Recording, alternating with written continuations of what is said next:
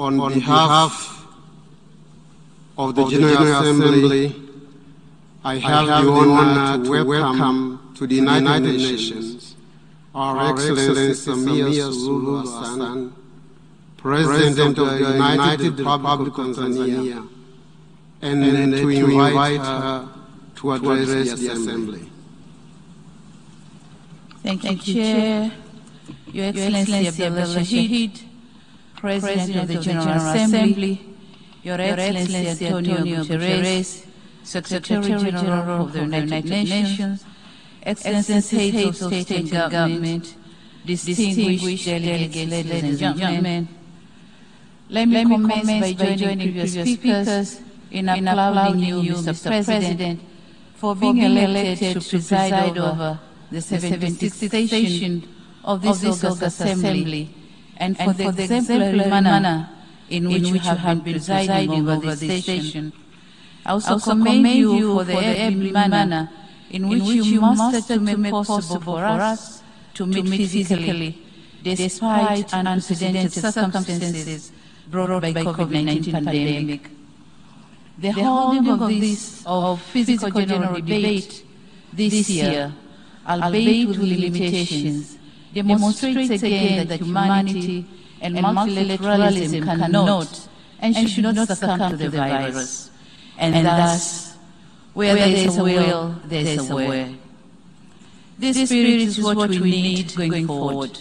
It is why I support and subscribe to the theme of this 76th session that call all of us to build resilience through hope, to recover from COVID-19, rebuild sustainability, respond to the needs of the planet, respect the lives of the people, and revitalize the United Nations.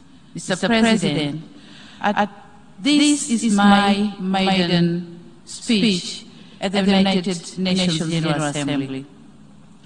Allow me, on behalf of the people and the government of the United Republic of Tanzania, to thank all members of the United Nations for your condolence message extended to our nation following the untimely passing of our late President, Dr. John Pombe Magufuli, on 17th March this year. May his soul continue to rest in eternal peace. We remain indebted to you for the thoughtful of comforting messages which helped us to prevail over that unprecedented taste to our nationhood. It is in the same vein that I thank the outgoing President of the 75th session for that humanity and multilateralism cannot and should not succumb to the virus. And thus, where there is a will, there is a way. This spirit is what we need going forward. It is why I support and subscribe to the theme of this 76th session that call all of us to build resilience through hope, to recover from COVID-19, rebuild sustainability, respond to the needs of the planet, respect the lives of the people, and revitalize the United Nations. Mr. President, this is my maiden speech at the United Nations General Assembly. Allow me, on behalf of the people and the government of the United Republic of Tanzania, to thank all members of the United Nations for your condolence message extended to our nation following the untimely passing of our late President, Dr. John Pombe Magufuli, on 17th March this year. May his soul continue to rest in eternal peace.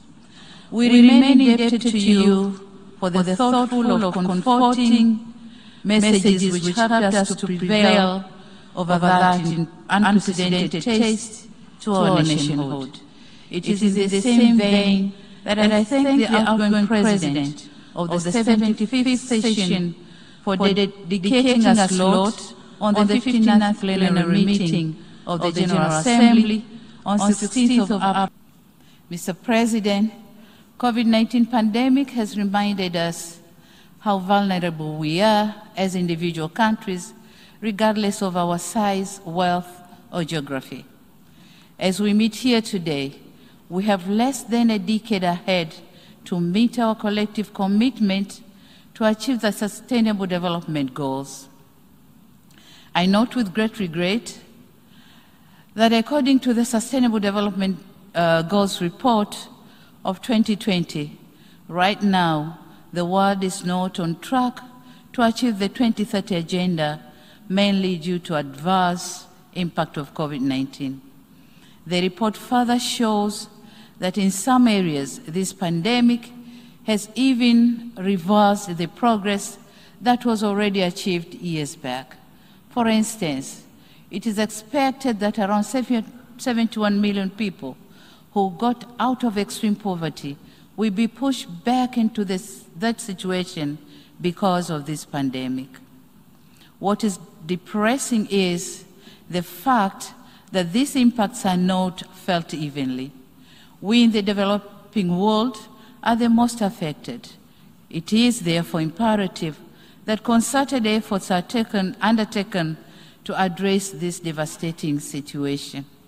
Mr. President, developing nations must be assisted in addressing socioeconomic impact of out of COVID-19. On this note, we are thankful to multilateral financial institutions for their efforts in saving many economies from collapsing. These kinds of interventions are important. We cannot afford to take refuge on the onset of COVID-19 as an excuse for not making sufficient progress on achieving the Sustainable Development Goals. Mr. President, Tanzania has not been spared by COVID-19. After the onset of the pandemic, we in Tanzania, and I believe in many other developing countries, were stuck in the twilight of protecting lives and protecting livelihoods. Measures advocated by the World Health Organization were geared towards protecting lives. However, in an economy like Tanzania, consisting of a bigger proportion of people living on subsistence economy, whom we need to keep them afloat, my country therefore adopted all necessary measures to curb the spread of COVID-19, including joining the COVAX facility to ensure that Tanzania gain access to the COVID-19 vaccine. The vaccination campaign has started in July this year with the most vulnerable communities and later on other age groupings. Mr. President, globally, when COVID-19 vaccines were being developed, some of us were hopeful that this would mean something good to all of humanity. Nevertheless, we have come to learn that the virus is moving faster than the global production of and distribution of vaccines. And the vast majority of vaccines have been administered in high and upper middle income countries.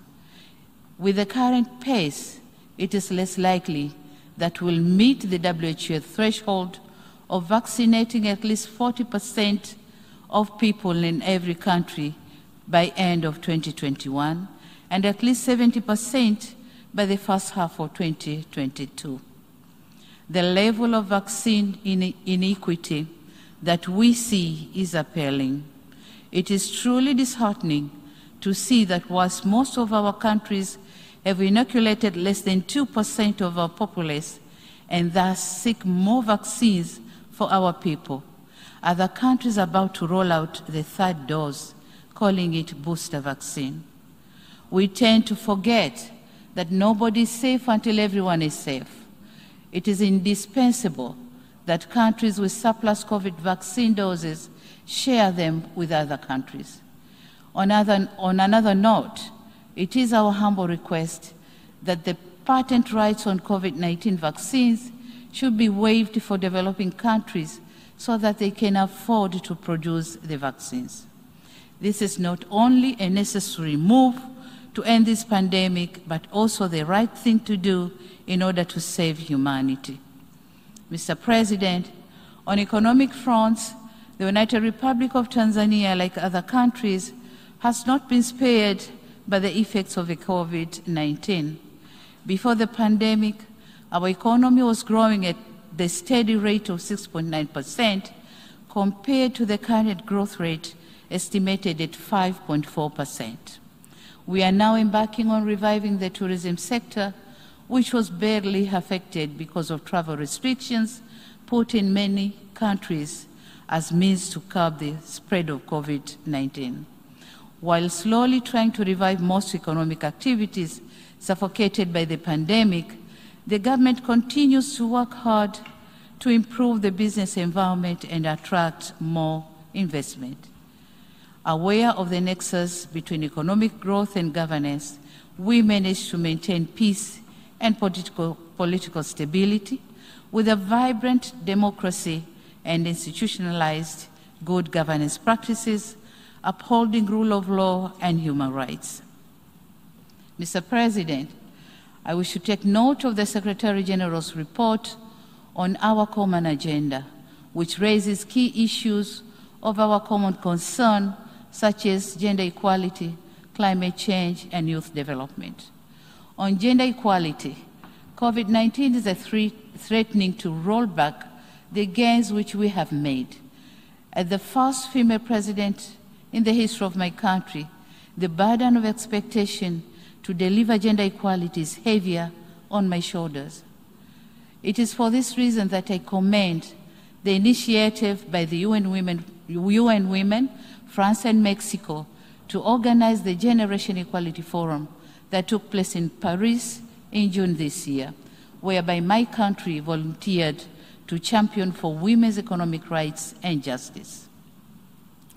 Aware that being passionate about gender equality is not sufficient, my government is reviewing policy and legal frameworks in order to come up with actionable and measurable plans to ensure economic empowerment of women, but also other aspects pertaining to gender equality and gender parity. We are also working on designing and implementation gender-responsive macroeconomic plans, budget reforms, and stimulus packages with the objective of reducing the number of women and girls living in poverty. Mr. President, the challenges of climate change are really affecting livelihoods, peace and security, and forceful displacement of our people. Tanzania government spends 2 to 3% of GDP to mitigate and build resilience of communities. And this is a lot in a country which is still grappling with poverty coupled with the emergency of the COVID-19 pandemic. The pandemic has compromised our capacity to respond to harmful impact of climate change. Therefore, our actions today determine the future of our planet in terms of climate change.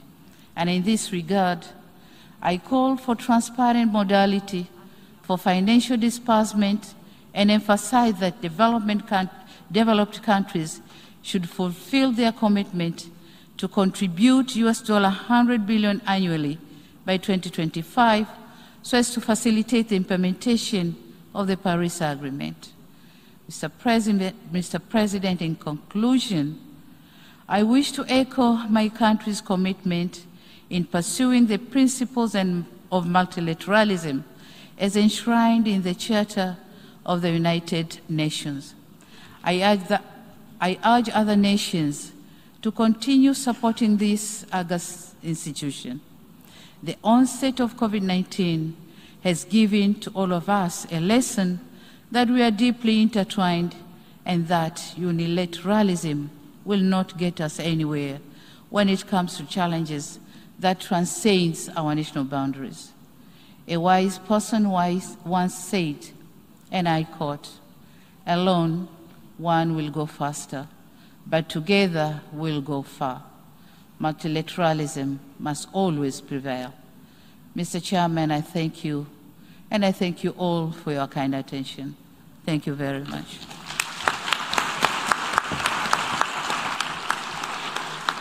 On